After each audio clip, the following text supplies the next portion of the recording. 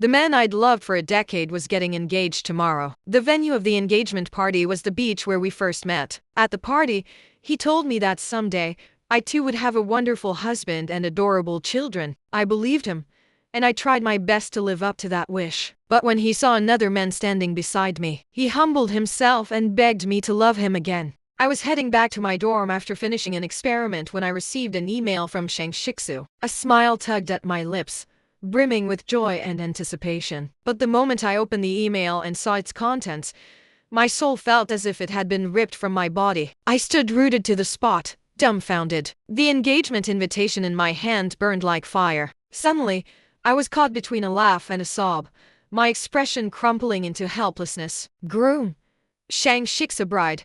Yantong. My fingertips traced the name Shang Shixu, the name that had defined 8 years of my youth. My gaze flicked to the address, and in an instant, tears flooded my eyes. My throat tightened, a dull ache settling in that left me breathless. His engagement was being held on the very beach where I'd nearly drowned at 17 aboard a luxurious cruise ship. In the end, I still went. Shang Shixu looked surprised when he saw me. He'd thought I wouldn't come, especially since it was out at sea. I just smiled. I thought, if I hadn't piled on so much makeup, he would have seen how pale my face really was. Shang Shixu and I had grown up together, childhood sweethearts. When I was 17, I'd fallen into the sea and he'd saved me. That classic hero rescues damsel scene had sealed my fate. I'd made up my mind then and there that I would be Shang Shixu's bride. After high school, Shang Shixu had shot up in height, becoming more and more handsome. He'd excelled academically, and admirers had flocked to him, yet he'd never dated anyone. I'd asked him why. He'd answered with that typical teenage arrogance, "There's no one in this world worth this young master bending his knee for." I'd pressed him to be specific. "Someone with long hair," he'd said. "Gentle, smart, outstanding." I'd glanced down at my short hair. A fiery temper, grades that ranked 10th from the bottom of the year. I'd been about as far from outstanding as could be. But because of Shang Shixu's words, I'd grown out my stubbornly unruly long hair and studied my heart out to get into Tsinghua University. I'd become the girl he'd described. But now, as his fiancé stood before me, tears streamed down my face. In that moment, I finally understood there had never been any real standard. Yantong had a sleek, short bob. She'd pouted and begged Shang Shixu to find her a pair of flat shoes, whining that she wanted cake. The scene was warm and cozy, and Shang Shixu's eyes had been filled with nothing but doting affection. "Sister, why are you crying?" Yantong turned to look at me, hurrying to tell Shang Shixu to hand me a tissue. Shang Shixu frowned, then passed me a tissue. I took it apologetically. "Sorry, I'm just so happy that my brother's getting engaged." I mumbled an excuse about touching up my makeup and needing some air, then slipped away to the back of the ship. I didn't dare get too close to the railing, standing a safe distance away. The sea breeze felt wonderfully refreshing on my skin. It was the first time I'd felt it since that day, all those years ago. I hadn't heard Yantong approach, but suddenly she was standing behind me, dressed in a high-end white wedding dress. She sized me up casually. "Are you sad?" she asked. I stared at her, confused. Yantong smiled at me, a sharp, knowing smile, so different from my own. She loved the sea, loved scuba diving, loved surfing. That was why the wedding was being held here. She rested her hands on the railing and said my name slowly. "Zhu Nanmo. Do you think," she mused, "if I pushed you over the side, then told Shang Shixu you jumped because you were heartbroken, would he believe me?" My body tensed instantly. Yantong's voice was laced with laughter, but there was a cold, unreadable hostility beneath it. "You like Shang Shixu, don't you?" she asked the question with another smile. I didn't answer. I didn't want to. I turned to leave, but Yantong kicked off her high heels, her bare feet resting on the edge of the railing. The sea breeze fluttered her veil as she glanced back at me over her shoulder. For a split second, I froze. Then my instincts kicked in, and I lunged forward to grab her. But the second my fingers brushed her arm, she grabbed me right back and we both plunged into the sea. The water was icy cold. I thrashed around wildly, salt water burning my nose and throat, leaving me gasping in agony. There was nothing to grab onto. I screamed for help, my cries raw and desperate. The waves closed over my head, and as I slipped into unconsciousness, I thought I heard Shang Shixu's voice calling out, "Tung-tong." I closed my eyes, exhausted. I wanted to curse Yantong for tormenting me with something she'd known would end like this. I'd thought this time I wouldn't make it. No one was that lucky to cheat death twice and escape Yama's grasp. But when I opened my eyes, the first person I saw was Shang Shixu. His face was dark, his eyes heavy with fatigue, dark circles pooling beneath them. He reeked of cigarette smoke. I remembered Shang Shixu had hated smoking. The acrid smell made me cough. Once upon a time, Shang Shixu would have patted my back and whispered in my ear, "Guys who smoke don't get wives." But now, he just said coldly, "I won't pursue the drowning incident. After all, we grew up together like siblings. Yantong is a good girl, you shouldn't have targeted her. I know about your feelings for me," he continued, "so I hope you can let go. Someday, you'll have a great husband and lovely children too." Shang Shixu had forgotten how terrified I was of deep water, so much so that I'd go weak at the knees just standing by a swimming pool. How could I have dragged a girl who loved the sea to her death with me? In that moment, I knew my youth was officially over. I blinked back the stinging tears. Those 8 years of my life had been for nothing. Shang Shixu must have thought I hadn't understood, because he added, "We shouldn't contact each other anymore after this." Then he turned and walked out of the ward. When had I first fallen in love with Shang Shixu? I couldn't even remember. Maybe in high school, maybe in junior high, or maybe it was that hero saves damsel incident, an infatuation born of teenage hormones, a crush I'd chased with all my heart. After the college entrance exam, I'd confessed to him while drunk. He'd said, "We're not right for each other. We're too familiar."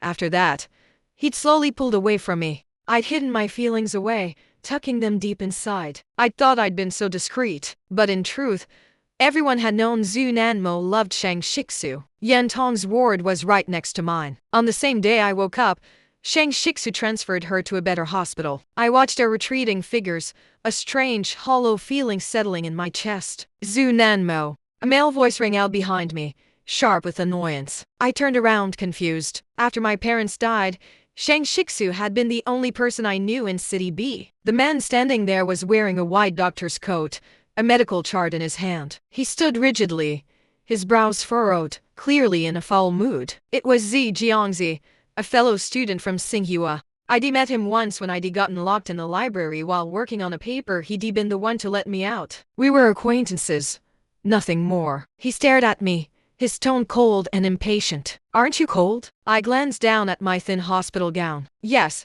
Xie Jiangzhi sighed in resignation. Under his watchful gaze, I climbed back into bed. Just as I was about to pull the covers over myself, his hand closed around my feet. I jerked them back, flustered by the sudden contact. He paid me no mind, pulling a pair of fuzzy socks out of his coat pocket. He knelt down and clumsily put them on me. "Take better care of yourself."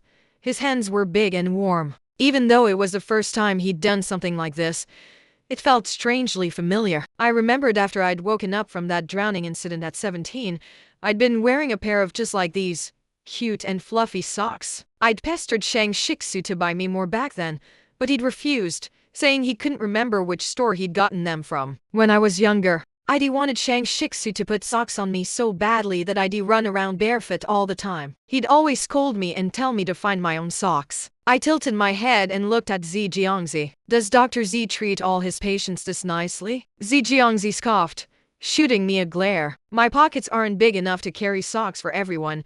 I couldn't help but laugh. Then I heard him add, "You're not a cat, you don't have 9 lives. You're lucky to have cheated death twice." Huh? Don't hummy. Just focus on getting better. Xie Jiangzhi looked like he was annoyed again. After a week of rest, I wanted to be discharged from the hospital, but Xie Jiangzhi wouldn't allow it. I had so many experiments to finish, and the deadline for submitting my data was fast approaching. "Dr. Z, I really am better now." Xie Jiangzhi ignored me. I tugged at the hem of his wide coat. "Dr. Z, I'm fully recovered, I swear." He still paid me no attention. I followed him around like a little tail, shadowing his every move. Word spread quickly among the staff that the girl in bed X6 had a crush on the handsome Dr. Z. Even the nurses came to gossip with me, saying Dr. Z must like me too. If anyone else had pestered him like this, he would have snapped at them ages ago. Listening to them, I instinctively covered my face. I thought, if Xie Jiangzhi ever lost his temper and hit someone, it must hurt a lot. Xie Jiangzhi had just finished another surgery, and he looked exhausted, rubbing his temples. I trotted over to him again. "Dr. Z, I want to leave the hospital. Stay a few more days. I can't afford the hospital bills anymore. I'll pay for them."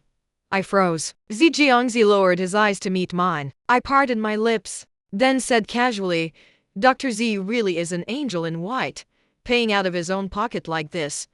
Xie Jiangzhi reached out his hand. I took a step back, but his hand landed gently on my shoulder. Fine, you can leave. After being discharged, I bought a plane ticket back to City A. As I was boarding, I ran into Shang Shixu. Yantong was clinging to his arm, and by some terrible coincidence, their seats were right next to mine. I couldn't help but sigh at the twists of fate. Back when I'd still been in love with Shang Shixu, I'd prayed for chance encounters like this so I could walk up to him and say, "What a coincidence!" But it had never happened. Now that I was finally ready to let go of him, he'd appeared out of nowhere. Shang Shixu frowned at me, as if about to demand why I was here. But I just glanced at my seat and said politely, "Excuse me.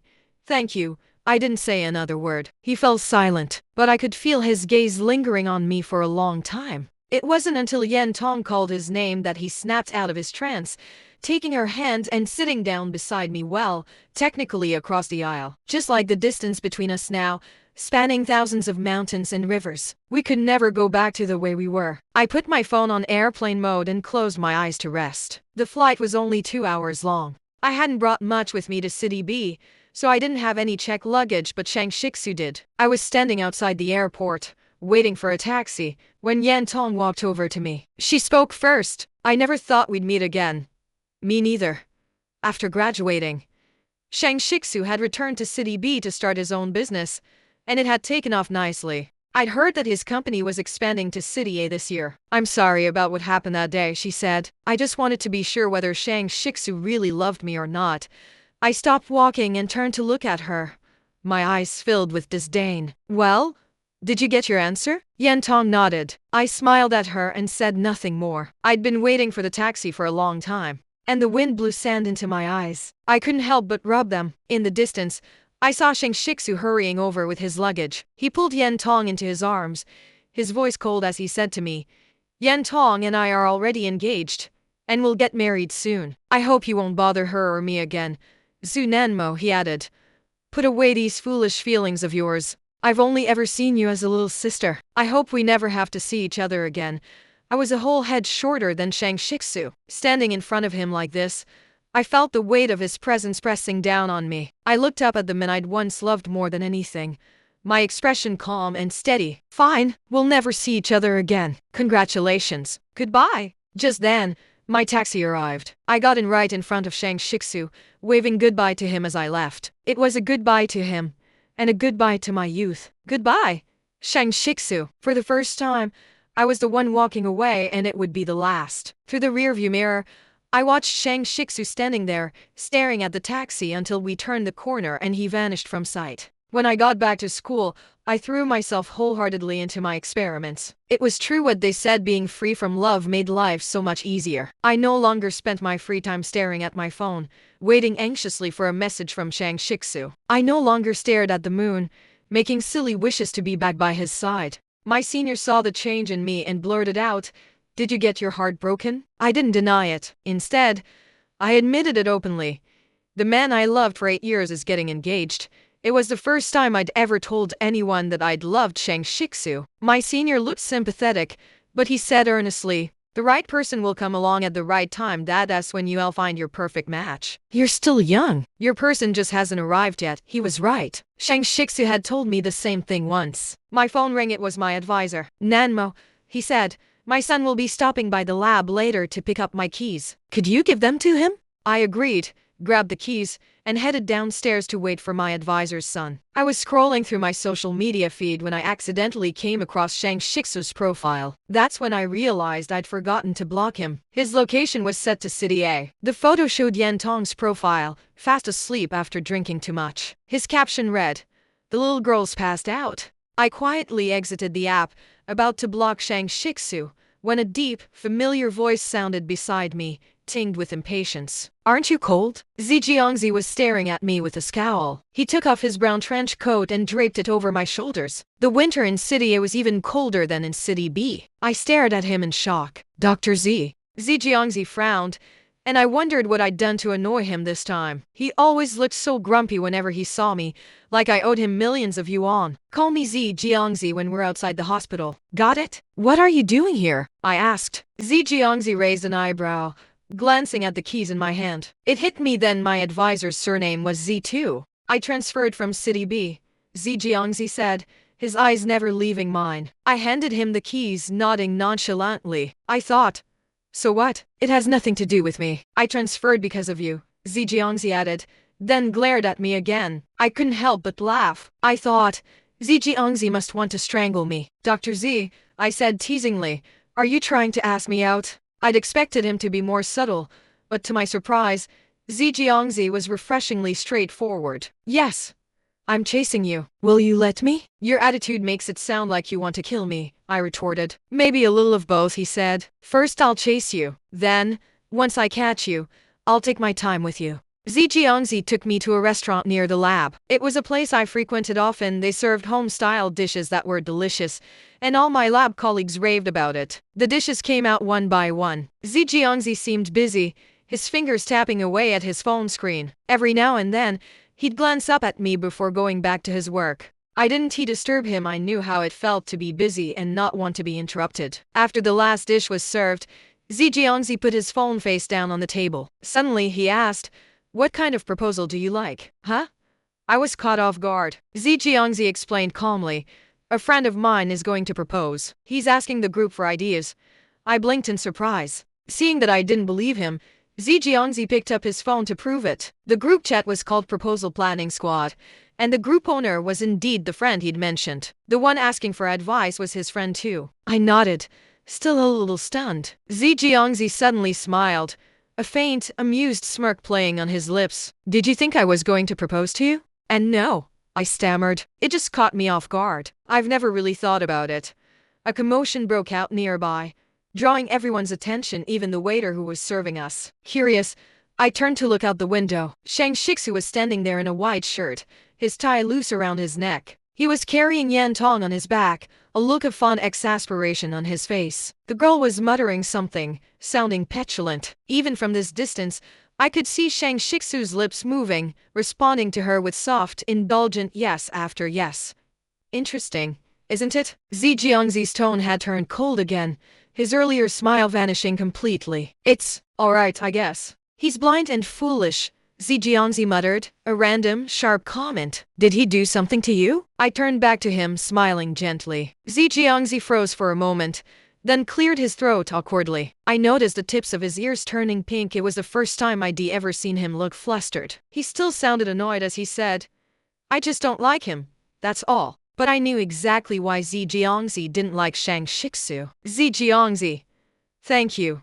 He was smart, he'd understand. After dinner, Xie Jiangzhi insisted on walking me back to my dorm. I refused, hailing a taxi instead. But he'd climbed into the car right after me, saying he wouldn't rest easy until he saw me safely at my dorm door. He joked that if anything happened to me, his dad would skin him alive. Have a little mercy on me, he'd said. Don't let my dad beat me.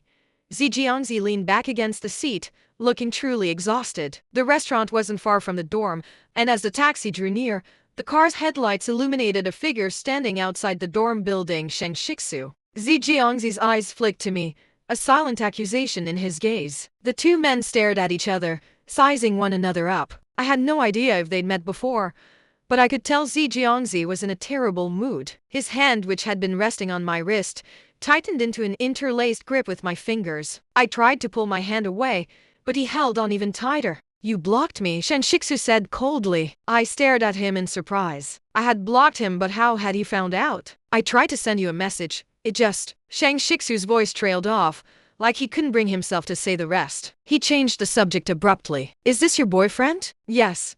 No, Xie Jiangzhi and I spoke at the same time. A hint of relief flickered across Shang Shixu's face, and Xie Jiangzi's grip on my hand loosened slightly. Xie Jiangzhi chuckled, a bitter sound. Zhu Nanmo, you really are heartless. I risked my life to save you twice, and you're still hung up on this blind fool, he said. But it's okay. I can wait a little longer. Xie Jiangzi's words crashed into me like a tidal wave, sending my mind reeling. My thoughts were jumbled, my nerves frayed. I couldn't think straight, couldn't find the words to respond. I stared at Shang Shixu, my eyes wide with shock. A flicker of panic crossed Shang Shixu's face, fleeting and almost imperceptible. The sharp-witted Xie Jiangzhi seemed to pick up on it. He turned to Shang Shixu and asked, Shang Shixu, did you take credit for saving her? My credit? It all clicked into place. No wonder Shang Shixu had always avoided talking about saving me. I'd been so stupid, chasing after him for years because of a debt I didn't even owe. In an instant, I felt a wave of relief wash over me. Whatever I'd owed Shang Shixu had long since been paid in full. Shang Shixu saw the change in my expression, and his voice trembled as he said, Nanmo, gratitude isn't love. I know, I said, smiling at him. I asked, but how is that any of your business, Mr. Shang? Shang Shixu froze completely. Just then,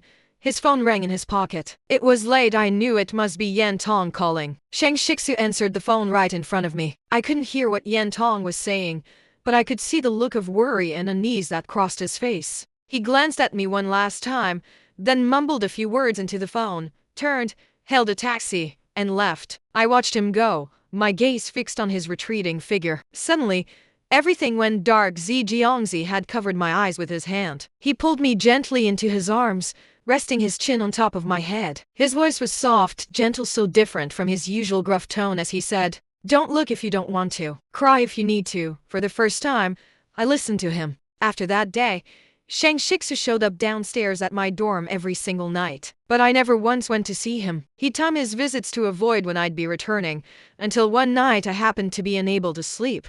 Glancing out the window, I caught sight of him, his expression flustered, his hands fidgeting awkwardly. I couldn't make sense of it. That was, until Yantong came looking for me again. I turned her down flat, but she showed up unannounced at the lab, leaving me no choice but to agree to meet her at a nearby cafe. I'd barely sat down when Yantong grabbed the glass of water in front of her and splashed it all over me without a shred of courtesy. Zunanmo, you really are like a bad penny turning up everywhere. You're out of your mind, I snapped. Before I could even retaliate, she burst into tears. Shixu's been coming home late every night these days, she sobbed. He's been smoking more and more, drinking heavier and heavier. Yesterday, he got admitted to the hospital for alcohol poisoning. And how exactly is that my problem? I asked, irritation prickling at me as my damp hair clung to my skin. You still don't get it? Yantong let out a bitter laugh. Staring at her, I suddenly saw a faint echo of my younger self in her face. Did you really think Shang Shixu was in love with me? I was over the moon when such an outstanding man started liking me, spoiling me, taking care of me, shielding me from every little hardship. But do you know what happens? He only ever holds me close, only ever gets intimate with me when he's dead drunk. And do you know whose name he calls in those moments? It's you. Your name has become my worst nightmare. Every time he's lost in the moment, he calls out for you instinctively, only to wake up the next morning with no memory of it. He tells me he'll give me the most lavish wedding, that I'll be his only wife. But he's never once said he loves me. Tears streamed down Yantong's face. I keep doing all these meaningless things, just to prove he loves me. I cut her off sharply. He does love you. Between you and me, he's always chosen to stand by your side without hesitation. Yantong looked at me as if I'd just told her the most absurd joke, shooting me a scathing glance. Is that what you think? Zunanmo, haven't you noticed how much we look alike? She pulled out her phone, showing me a photo of myself in high school, short-haired, grinning brightly. We weren't identical. Not really. The only thing we had in common was that smile, sunny, carefree, like we had no troubles in the world. From the very beginning until now, the only person Shang Shixu has ever loved is you. I was nothing more than your substitute. A lie he told himself to forget about you. He was using me to get over you.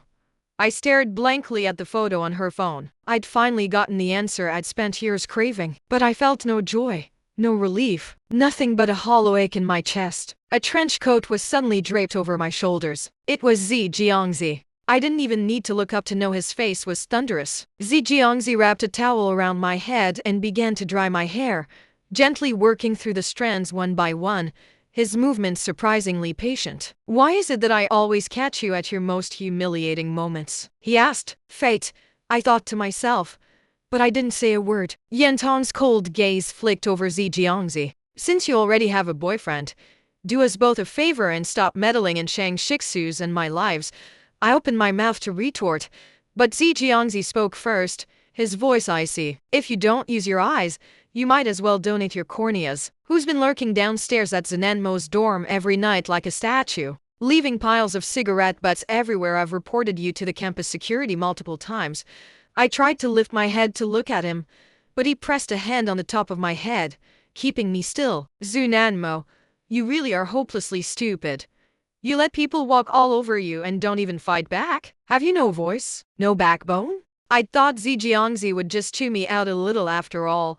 Men were supposed to be gentlemen, weren't they? But to my shock, Xie Jiangzhi grabbed the glass of water from in front of me and dumped the entire contents over Yantong's head. Stay away from her, he snarled, or I'll teach you a lesson every time I see you. On the walk back, he held my hand tightly, his pace slow and steady, as if he was trying to slow down time itself. A line I'd seen online popped into my head, unbidden. Copy the rhapsody on the Shanglin Garden and win the heart of your beloved. The romance, I realized, had never been in the act of copying the poem. It had always been in the quiet, unhurried intent behind it. Xie Jiangzhi walked me all the way to the bottom of my dorm building. I looked up at him, curious. How did you know Shang Shixu has been coming here every night? Because I've been coming here every night too, he said simply. My eyes widened in shock. Xie Jiangzhi explained.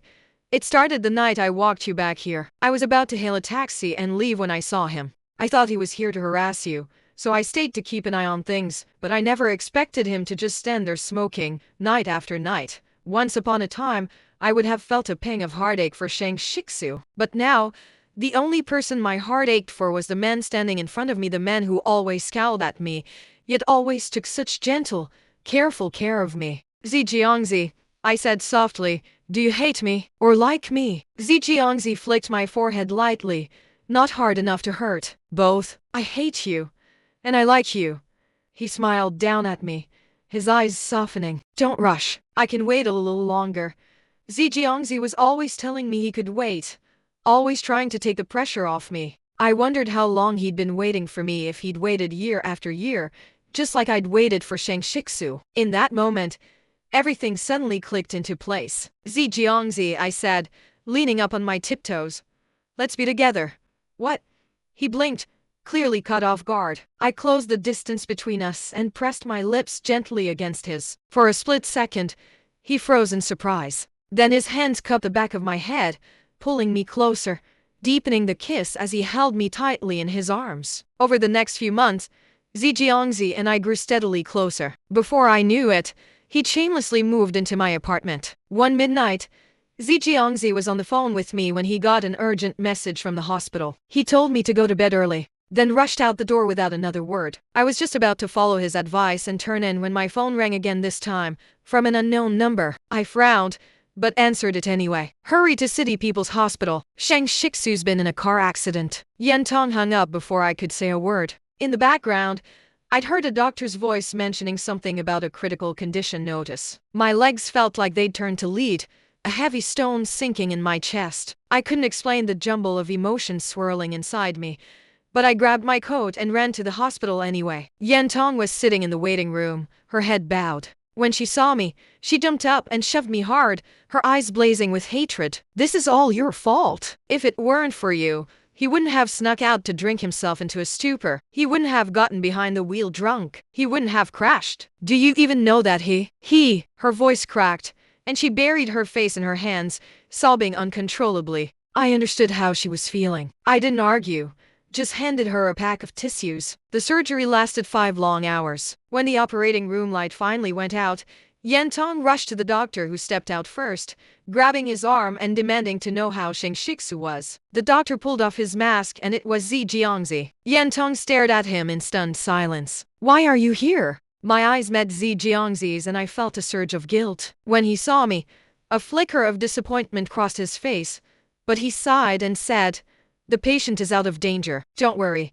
No one knew when Shang Shixu would wake up. I stood outside the ICU, staring at him through the thick glass window. His face was deathly pale, his lips chapped and dry. Yantong sat beside his bed, gently wiping his face with a damp cloth and feeding him sips of water. She stayed by his side all night. I sat on a bench outside the ward, all night long. My mind raced with a million thoughts of Shang Shixu, of Xie Jiangzhi, of all the years that had passed. Shang Shixu had always been like an older brother to me as we grew up. After my parents died, he'd been there for me, giving me warmth and comfort when I had none. After I'd been pulled from the sea, he'd been terrified I might do something foolish. He'd insisted on walking me to and from school every day, waiting until my aunt had safely brought me inside before leaving. When had we started growing apart? Was it when I'd started growing out my hair? Or was it the night I'd confessed my feelings to him while drunk? It was all so long ago now I could barely remember. Shang Shixu woke up the day after his surgery. Yantong told me he'd been asking for me, over and over. Reluctantly, I went into his room. His face had regained a hint of color, but he was still terribly weak. Yantong excused herself to go buy porridge, leaving us alone together. His voice was hoarse, barely a whisper. Nanmo, I regret it. When I saw you standing next to someone else, I was consumed by jealousy. It hurt so badly. I wanted to die. I spoke softly, my voice calm and steady. When I got the call about your accident, I'll admit, I was terrified you'd die. But when I saw Xie Jiangzhi walk out of that operating room, I knew that feeling wasn't love. It was just, we've known each other for so long. You were the only person left in this world who was even remotely like family to me. It was the same feeling I had when I heard my parents' plane had crashed. Can't you love me again? He begged. I smiled and shook my head. Shang Shixu, I don't like you anymore. Take care of yourself. Next time, I might not come to see you. Every word was a knife to the heart. I told him, love Yantong properly. She deserves that much. He stared at me, his eyes filled with pain. You're so cruel. But Shang Shixu, you were the one who was always cruel. No one can live in the past forever. I walked out of the ward to find Xie Jiangzhi leaning against the wall outside, his white coat already slung over his arm. The door hadn't been fully closed. I knew he must have heard every word. His face was still etched with that familiar scowl. I hesitated for a moment, then asked, are you angry? Xie Jiangzhi let out a low huff, but when he looked at me, his eyes were soft. I could never stay mad at you.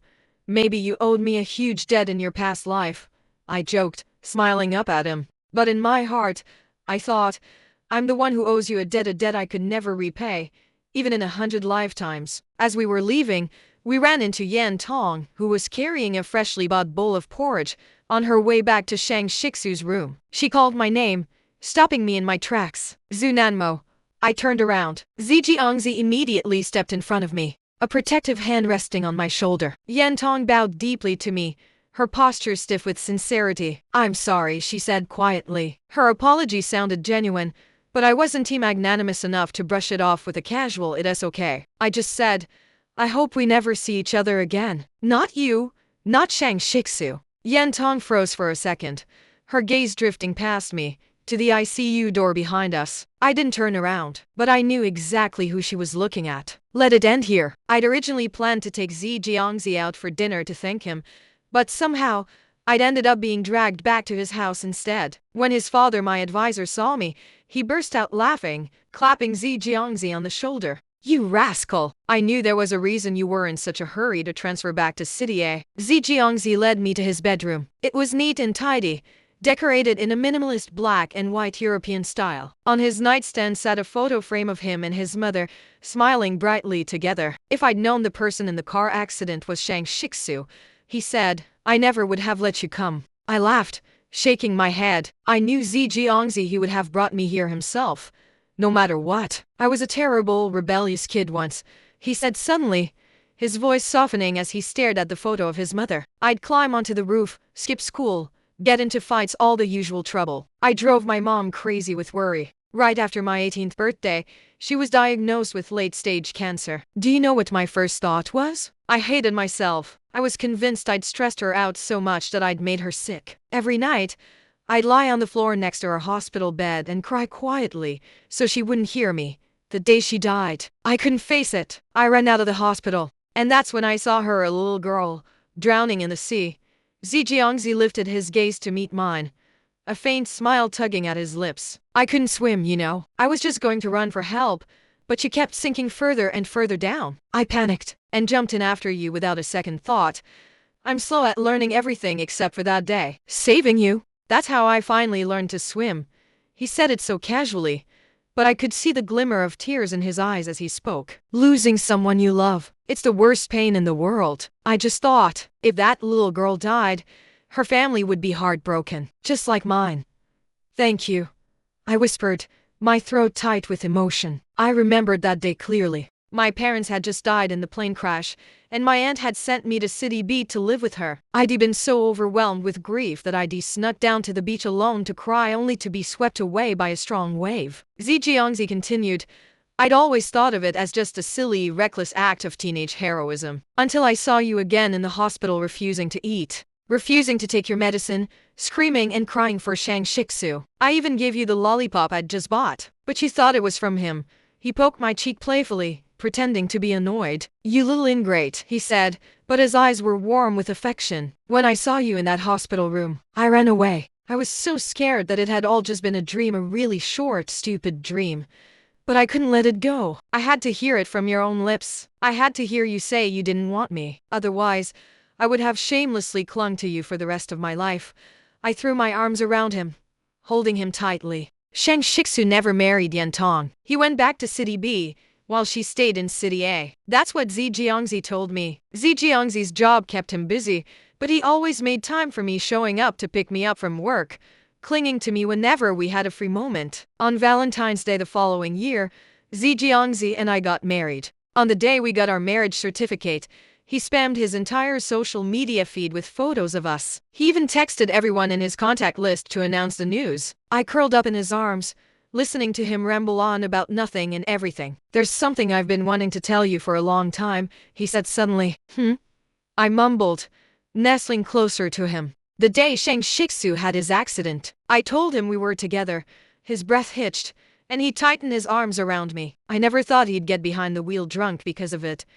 I hugged him back, pressing a kiss to his chest. It wasn't your fault. The moment Shang Shixu had chosen to believe Yantong over me, he'd ceased to matter to me. Xie Jiangzhi reached under the pillow and pulled out a bank card, pressing it into my palm. This is my wedding gift to you, he said solemnly. I laughed, tucking it into my pocket. Xie Jiangzhi and I had long ago stopped keeping track of yours and mine. He'd already handed over all his other bank cards to me. This one was just a sweet gesture. He leaned down to kiss my forehead, but I stopped him, tilting my head up to look at him. Why did you always scowl at me whenever we met before? Xie Jiangzhi rolled over, pinning me gently beneath him, a mischievous glint in his eyes. Because every time I thought about you pining over Shang Shixu, it made me so damn angry.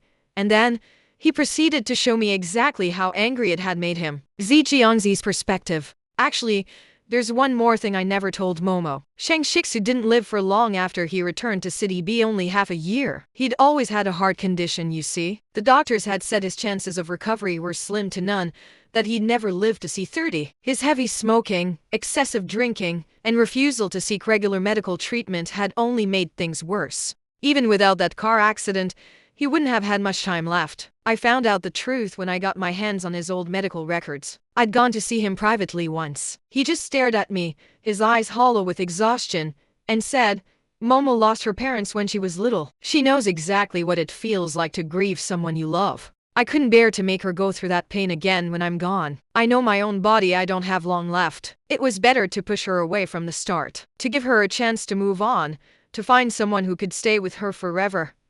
I chose to let her go, but I was so afraid of losing her completely that I never told her it was you who saved her from the sea. I'm sorry. Please, take good care of her for me.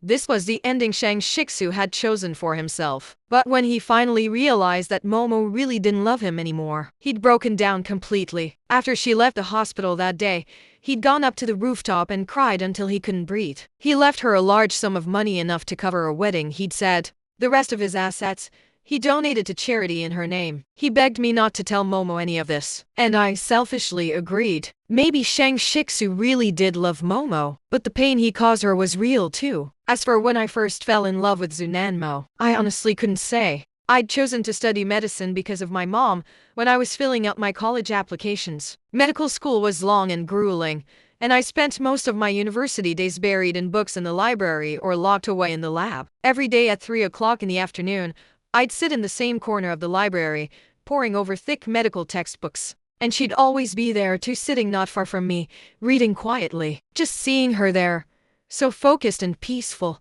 made me feel like everything was right with the world. Later, I heard my dad had taken on a new graduate student named Zhu Nanmo. He never stopped singing her praises, going on and on about how smart and hardworking she was. She only got more and more amazing as time went by. Even the guys in my dorm started talking about her, some of them even planning to confess their feelings. I put a stop to that real quick. My roommates figured out how I felt soon enough, and they've been milking me for free meals ever since, trading gossip about her for dinners at the campus cafeteria. Once, that silly girl got so wrapped up in writing her research paper that she didn't even notice the library had closed for the night. Lucky for her, I'd been there, and I'd called the librarian to come unlock the door for her. I thought she'd burst into tears, scared out of her wits. But instead, she just grinned at me, completely unfazed, and said, "No big deal. Finishing my paper is what really matters."